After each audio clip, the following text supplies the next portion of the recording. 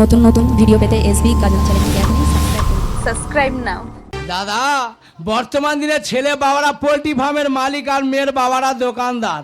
যেমন পোল্ট্রি মুরগি চল্লি ব্যাধি মানুষ করে দোকানদারদের কাছে বিক্রি করে দিতে হয়, তেমন বর্তমানে ছেলে বাবাদের ছেলে মানুষ করে মেয়ের বাবা কাছে বিক্রি করে দিতে হয়। দাদা, একটা নয় দুটো দুটো ছেলে আমার, ছোটো ছেলে লেখাপড়া শিখলাম, বিয়ে দিলাম, চাকরি পেলো, সে বাবার ভাত দেওয়ার ভয়ে সে দেশ থেকে কলকাতায় চলে। বড় ছেলে তাকে লেখাপড়া শিখলাম, বিয়ে দিলাম, প্রাইভেট টিউশানি করে, সে বাবার ভাত দেওয়ার ভয়ে সে আলাদা থাকে। তা দুটো দুটো ছেলের বাবা আমি, দুটো দুটো ছেলে বাবা হয়ে আমি কি করছি না, শ্মশানে মোড়া পড়াচ্ছি, শ্মশানে ডোমের কাজ করছি। এর থেকে বিষকে মরে যাওয়া অনেক ভালো। তোর কথা যেমন শুনতে হবে, তুই টিকটক করতে কেন বাড়িতে অশান্তি করছিস? ও বাবারে, কোথাকার কে এসে গেছে? ওতে এখন যা বর্তমান দিন, মানুষ টিকটক করে কত ভাইরাল হয়ে যাচ্ছে। আরে টিকটক করে ভাইরাল হবি, রাস্তা ভাইরে ভাইরে ঘুরছে, ধরে তো শাড়ি খুলে নে। শাড়ি আমার খুলতে হবে না, ওই যে ভুবন বাদ্যকর তুমি দেখেছো? হ্যাঁ, দেখেছি। কি এমন একটা বাদাম বাদাম গান করলো, কোটিপতি হয়ে গেল। আরে এবার মানুষের কাছে জেনে দেখ, সে এখন রাস্তায় ভিক্ষা করে খাচ্ছে।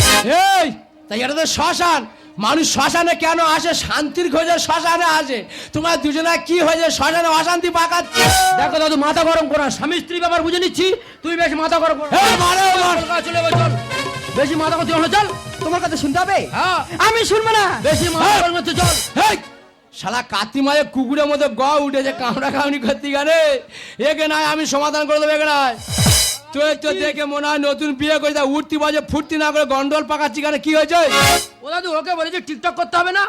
হ্যাঁ, টিকটক করবো। এই রে, ওই জন্য দুজনে বাড়িতে অশান্তি হচ্ছে। তুমি বাড়ির বউ হয়ে টিকটক করবে? শরীরে 75 ভাগ দিয়ে গিয়ে টিকটক করবে, ইয়ং ছেলেরা কমেন্ট করবে, লাইক করবে, খুব ভালো লাগে। ও দাদু, এটা তো এখনকার ফ্যাশন। ফ্যাশনটা ফ্যাশন কেটে যায়। না না, কিচ্ছু হবে না। ও দাদু ভাই, একটা কথা বলবো। বলো। তুমি কোনোদিন প্রেম করেছিলে? মায়ের জীবনে প্রেম করে কি দুটো বাচ্চা করেছে। ও মা গো, তুমি না খুব দুষ্ট। হালকা মধ্যে আছে। জানো দাদু ভাই, তোমার এই নাতি না আমাকে কোনো দিনের জন্য ভালোবাসে না। কেন? আমি কতবার করে বলছি, বলি এই দেখো শোনো না, মানুষ এখন টিকটক করে কত কোটিপতি হয়ে যাচ্ছে, ভাইরাল হয়ে যাচ্ছে। এসো না, দুই লোকে একটু টিকটক করি। আমার তো কোনো কথা শোনে না, আমার জীবনটা না পুরো হেল্প করে দিল। বিয়ের আগে তুমি মোটা ছিলে, বিয়ের পর তোমার হালকা করে দিয়েছে। ও নো, হালকা না, হালকা না, হেল্প হেল্প। বেল বেল বেল না, হেল্প। ফাট ফাট ফাট। এমন ছেলে বিচ্ছিরি প্রকৃতির মেয়ে। একবার একটা কথা বলি শোনো, তোমার ঠাকুমার সঙ্গে প্রথম যখন আমার বিয়ে হয়, আমি আদর করে বলেছি, ওগো একটু আলু সিদ্ধ ডাল করে না। তা তোমার ঠাকুমা আলু সিদ্ধ এমন লঙ্কা দিয়েছে, আমি খাবো কেন, কুকুরের দিচ্ছি, খেয়ে গ উঠে মরে গেছে। তোমার সে কি?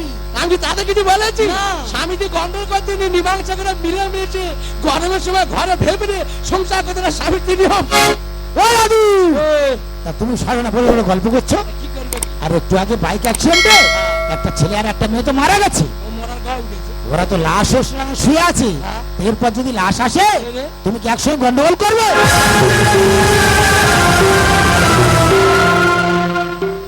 শ্মশানে তো কেউ ছিল, একটু হয়তো একটা লাশ ছিল, তাই অনেকক্ষণ আগে পুড়ে দিয়েছে, আর তো কেউ ছিল না।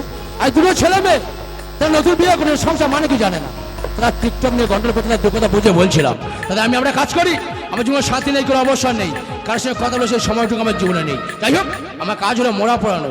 সময় দুটো মোড়া এসেছে, এই মোড়া দুটো পুড়িয়ে আমার কাজটা আমি সমাধান করি।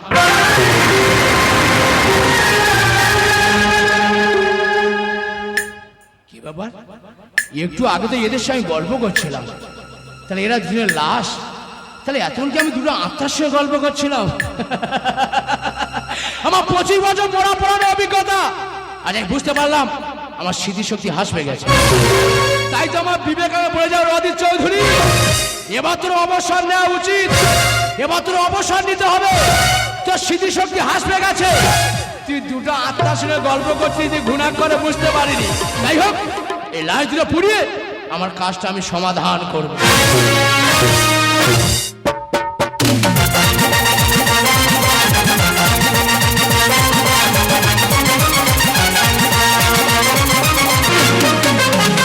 দেখতে দেখতে 25টা বছর বছর কেটে গেল। 25 বছর আগে বাবার সঙ্গে ঝগড়া করে বিদেশে চলে গিয়েছিলাম, আর 25 বছর পর এই প্রথম বাড়িতে পা রাখলাম। আর ওদিকে আমার ছেলেটা স্কুলে পড়াশোনা করতে গিয়ে একটা মেয়েকে ভালোবেসে বিয়ে করে বাড়িতে নিয়ে এসেছি। আমি ওর উপর রাগ করে ওকে ঘাড় ধরে বাড়ি থেকে বের করে দিয়ে 2 বছর কেটে গেল, ছেলেটা বাড়িতে আসেনি। তাই তো বাবার এখানে খুঁজে এলাম আমার ছেলেটা আমার বাবার এখানে এসছে কি, কিন্তু বাড়িতে তো এলাম, বাবাকে তো দেখতে পাচ্ছি না। বাবা বাবা বাবা কি ভাই খোকা, এতদিন পর তোর বাবার কথা মনে পড়লো? তোকে দেখে আমি শান্তি পেলাম যে এতদিন পর আমার খোকা আমাকে মনে করেছে। আচ্ছা, হঠাৎ এতদিন পর তোর বাবার কথা মনে পড়লো? বলছি বাবা, তোমার নাতি তোমার এখানে এসছে? আমার নাতি? হ্যাঁ। 25 বছর আগে চলে গেছি, বাবাকে একবারও খোঁজ নিসনি। কবে নাতির জন্মগ্রহণ করলো সেটা আমি জানি না, আর 25 বছর পরে এসে বলছে নাতি আমার বাড়িতে এসছে। ওরে খোকা, তুই তোর বাবাকে চিনতে পারলি না, সে তার দাদুকে চিনবে কেমন? ওরে নাতি আমার বাড়িতে আসে। তোমার নাতি আসেনি? আচ্ছা খোকা, এমন কি দুর্ঘটনা ঘটলো যে নাতি তোকে ত্যাগ করে আমার কাছে আসবে? দেখো না বাবা, তোমার নাতি না স্কুলে পড়াশোনা করতে গিয়ে একটা মেয়েকে ভালোবেসে বিয়ে করে বাড়িতে নিয়ে এসেছি। আমি ওর উপর রাগ করে ওকে ঘাড় ধরে বাড়ি থেকে বের করে দিয়েছি। 2 বছর কেটে গেল, ছেলেটা বাড়িতে আসেনি। তাই তো তোমার এখানে খুঁজে ঠিক 25 বছর আগে তোকে সামনে ছোট্ট একটা কথা বলছে, বাড়িতে রাগ করে বেরিয়ে গেছিস। আর তোর ছেলে ভালোবাসা করে তুই মানতে পারলি না, তাকে ঘাট ধরে বাড়িতে বের করে দিয়েছিস। 2 বছরে কেটে গেছে, বাড়িতে ফিরে যায়নি। ওরে খোকা, এটা তো কর্মফল। আরে যেমন কর্ম করবি তেমন তো ফল পাবি, এটা তো বিধাতার লেখা। ওরে নাচ আমার বাড়িতে আসেনি, তুই অন্য কোথাও খুঁজে দেখ। নাচ শেখা। এটা কি অদিত চৌধুরীর বাড়ি? আমি অদিত চৌধুরী। বলুন বাবু, আমার কথা মন দিয়ে শুনবেন। আপনার বাড়ির এক ছেলে আমার মেয়েকে তার প্রেমের জালে ফাঁসিয়ে তাকে নিয়ে বাড়ি থেকে পালিয়েছে। এটা আমরা ভুল ধারণা। আমার 2টো ছেলে তারা বড় হয়ে গেছে, তাদেরও ছেলে হয়ে গেছে। আমরা অন্য কোথায় গিয়ে থাকতে পারি, আমি সেখানে গিয়ে দেখতে পারি। না না, আমি সঠিক ঠিকানা এসেছি। আমি নাম বলছি, কি যেন একটা নাম, কি যেন কৌশিক। কৌশিক? বাবা কৌশিক তো তোমার নাতি? কৌশিক আমার নাতি? হ্যাঁ বাবা। আচ্ছা, কোনো নাতি কোনো ছবি আছে দেখাতে পারবি? বাবা, তোমার নাতির ছবি আমার কাছে থাকবে না? আমি তোমাকে এক্ষুনি দেখাচ্ছি। আরে জন্মের পর থেকে দেখি না, ছবি দেখে 2টো নয়ন আমি সার্থক করি। বাবা বাবা, এই দেখো তোমার নাতির ছবি।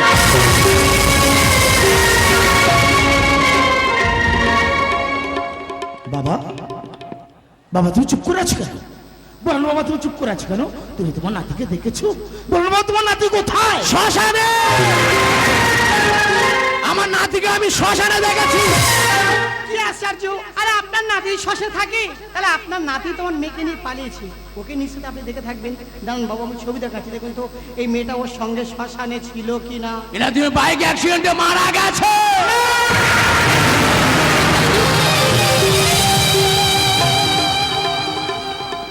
জানিস খোকা, আমি নিজে হাতে ওর চিতাটা সাজিয়েছি। বাবা, শ্মশানে কেউ ছিল না, মুখে আগুন দেওয়ার মতো আমি কাউকে খুঁজে পাইনি। তাই তো দাদু হয়ে আমি নিজে হাতে আমার নাতির মুখে আমি আগুনটা তুলে দিয়েছি। ওর আমার নাতি মারা গেছে, আমি নিজে হাতে চিতাটা সাজিয়েছি, আমি নিজে হাতে মুখে আগুনটা দিয়েছি। হে ঈশ্বর, কোন জন্মে পাপের শাস্তি তুমি আমার দিচ্ছ বলতে পারো ভগবান? এই দৃশ্য দেখার আগে আমার মৃত্যু হলো না কেন? আমি আর বাঁচতে চাই না রে, আমি আর বাঁচতে চাই না রে। বাবা বাবা, তুমি একবার মিথ্যা বলছো। বাবা বাবা, তুমি বলো না তোমার নাতি বেঁচে আছে। বাবা বলো না। না, বাস্তবটা কঠিন হলো সত্য, আমার নাতি মারা গেছে। তুমি আমার কোন পরীক্ষায় ফেললে? তবে কি এটা আমার সব কিছু ভাগ্যে দোষ দিল হয় না, ভাগ্য গেলা দোষ দিয়ে দেখুন না নিজে কত বড় দোষরে বসে আছে। আমি প্রমাণ করে দিচ্ছি। ইনিকে আপনার বাবা অদিত চৌধুরী, আপনাকে লেখাপড়া শিখে মানুষ করেছেন, আপনি চাকরি পেয়েছেন, এই কলকাতায় আছেন, এসি বাড়ির মধ্যে আছেন। আপনার বাবার জায়গা আপনি এসির বাড়ির মধ্যে হলো না, কথা হলো না শ্মশানে। এটা কি ভাগ্যের দোষ? আপনি ভেবেছিলেন আপনার ছেলেকে নিয়ে আমি সুখে থাকবেন, কি করলেন? ছেলেকে নিয়ে আপনি কলকাতায় চলে এলেন। ছেলে বড় হলো, স্কুলে পড়লো, কলেজে পড়লো, আপনাকে না জানে আপনার ছেলে বিয়ে করলো, আপনার রাগ হলো, তাকে ঘাট ধরে বের করে দিলেন। এটা কি ভাগ্যের দোষ? এটা ভাগ্যের দোষ নয়, এটাই হলো কর্মফল। বাবু, কাউকে ঠকালে তাকে একদিন ঠকতে হয়, আর যদি কাউকে জীবনে কাঁদিয়ে থাকেন না, তাকে একদিন এইভাবে চোখের জল ফেলতে হয়। যেমন আপনি আপনার বাবাকে কাঁদিয়েছেন, আপনি আপনার বাবাকে ঠকিয়েছেন, তাহলে আপনি কি করে ভাবলেন যে আপনার ছেলে আপনার ঠকাবে না? এই শিক্ষিত সমাজের মানুষ আমরা সবাই সবটুকু জানি, জেনে বুঝে বাবার প্রতি অন্যায় করি, ভুল করি। ভুলটা করার আগে নিজের ভুলটা ভাঙার দরকার।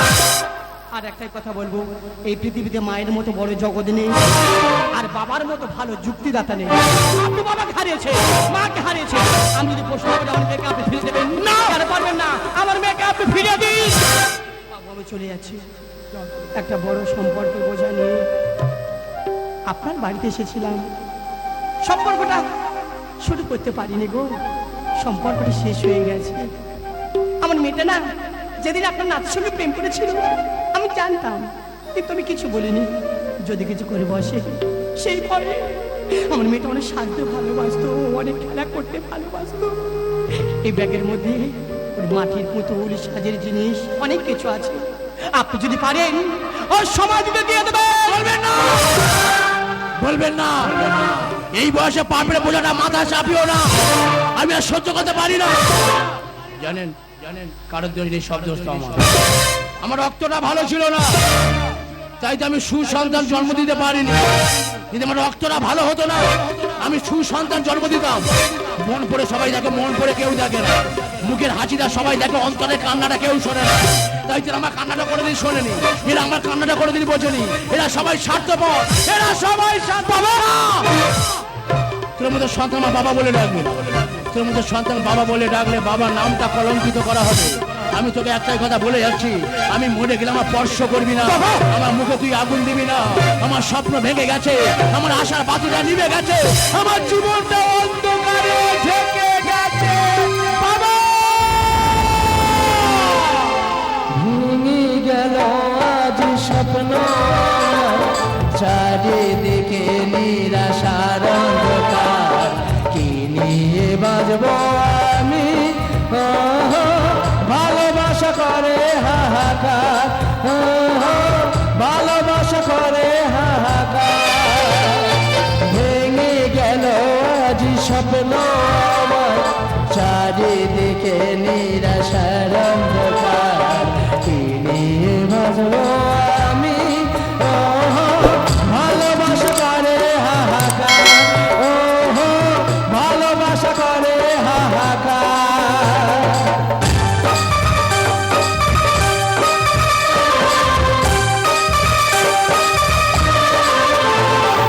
ভাবিনি আজ তুমি ভাবে মনটাকে ভেঙে দিয়ে চলে যাবে। আমাদের স্বপ্নের পৃথিবীটা এইভাবে মরুভূমি হয়ে যাবে। আজ শুধু বাজে বাজে সেই কথা মনে পড়ে, আজ শুধু বাজে বাজে সেই কথা মনে